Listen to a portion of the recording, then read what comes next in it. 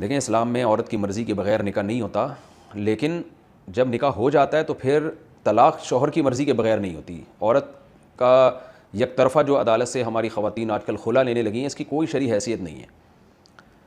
چند کنڈیشن ایسی ہیں جس میں عورت یک طرفہ خلا بھی لے سکتی ہے، وہ چند کنڈیشنیں بہت محدود ہیں، لیکن نارملی شوہر کے اخلاق اچھے نہیں ہیں، جو ہے وہ بہت زیادہ خرچہ پانی نہیں دے رہا، بیسک حقوق اگر وہ ادا کر رہا ہے تو عورت عدالت سے خلا نہیں لے سکتی۔ لیکن آج کل جو عدالتوں سے خلا لیے جا رہے ہیں 99% ایسے خلا ہوتے ہیں ان کی مضبوط بیس نہیں ہوتی۔ تو اگر شوہر میں کوئی ایسی بڑی خامی نہیں ہے، چھوٹی موٹی خامیاں تو ہر ایک میں ہوتی ہیں، اونچی آواز سے بات کر لیتا ہے، بعض دفعہ یہ ہوتا ہے بے تحاشا مارتا پیٹتا ہے، جانوروں کی طرح مارتا رہتا ہے بلا وجہ، یہ ایک ایسا عذر ہے جس میں عورت عدالت سے ایک طرفہ خلا بھی لے سکتی ہے۔ بالکل نان نفقہ نہیں دیتا، بیسک ضرورتیں بھی پوری نہیں کر رہا، یہ بھی ایک ریزن ہے۔ یا یہ کہ نہ رخصتی کے لیے تیار ہے اور نہ گھر میں رکھنے کے لیے، یعنی طلاق دیتا ہے، رخصتی بھی نہیں کروا رہا، عورت کو اپنے گھر بھی نہیں لے کر آ رہا، تو یہ ایک معقول وجہ ہے۔ باقی جو عام طور پہ آج کل وجوہات عدالتوں میں خواتین جس کو بنیاد بنا کے طلاق لیتی ہیں وہ غلط ہیں۔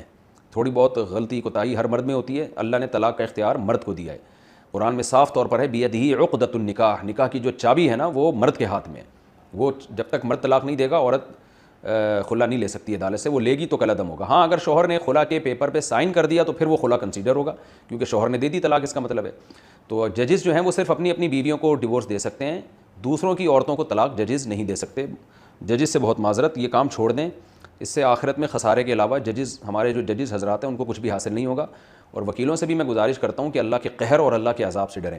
جب کوئی خاتون آتی ہے آپ کے پاس خلا لینے کے لیے، آپ کو وکیل بناتی ہے، تو آپ پہلے تحقیق کریں، مفتیوں سے رابطہ کریں، اسلام کا حکم جانیں کہ کیا اس کنڈیشن میں خلا بنتا بھی ہے کہ نہیں بنتا جو عورت کہہ رہی ہے۔ پھر عورت کے یک طرفہ الزامات بھی کافی نہیں ہیں، جب تک گواہوں سے اس کو ثابت بھی کرنا پڑے گا ان الزامات کو جو وہ لگا رہی ہے۔ تو اگر وہ معقول ریزن نہیں ہے تو پھر وکیل کو چاہیے اس کیس سے پیچھے ہٹ جائے، کیونکہ جو بھی گناہ میں تعاون کرتا ہے وہ گناہ ہی کے حکم میں ہوتا ہے۔ کیونکہ عورت اگر عدالت سے خلا لے گی اور شرعی طور پہ وہ خلا معتبر نہیں ہوگا، اس بیس پہ عورت کہیں اور شادی کرے گی تو وہ خالصتاً زنا ہوگا، بدکاری ہوگی، جس میں وہ جج بھی شریک ہوں گے اس بدکاری میں، کیونکہ انہوں نے اس عورت کو اس بدکاری کا راستہ دکھایا، وہ وکیل بھی شریک ہوگا۔ عورت کا خاندان اگر کہہ رہا ہے خلا لے لو تو وہ خاندان بھی اس بدکاری میں زنا میں شریک ہوگا، اور وہ خود عورت تو ہوگی بدکار اور زانیہ۔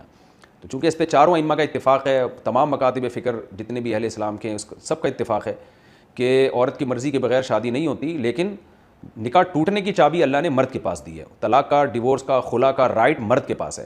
خلا کا مطلب یہ ہوتا ہے عورت کی طرف سے طلاق کا مطالبہ ہو، جب یہ مطالبہ عورت کی طرف سے ہوتا ہے تو اس کو خلا کہا جاتا ہے، جب مرد اس میں پہل کرتا ہے تو اس کو طلاق کہا جاتا ہے۔ ہیں یہ دونوں طلاق ہی، تو یہ مرد کو رائٹ ہے، یہ عورت کے پاس اس کا رائٹ نہیں ہے۔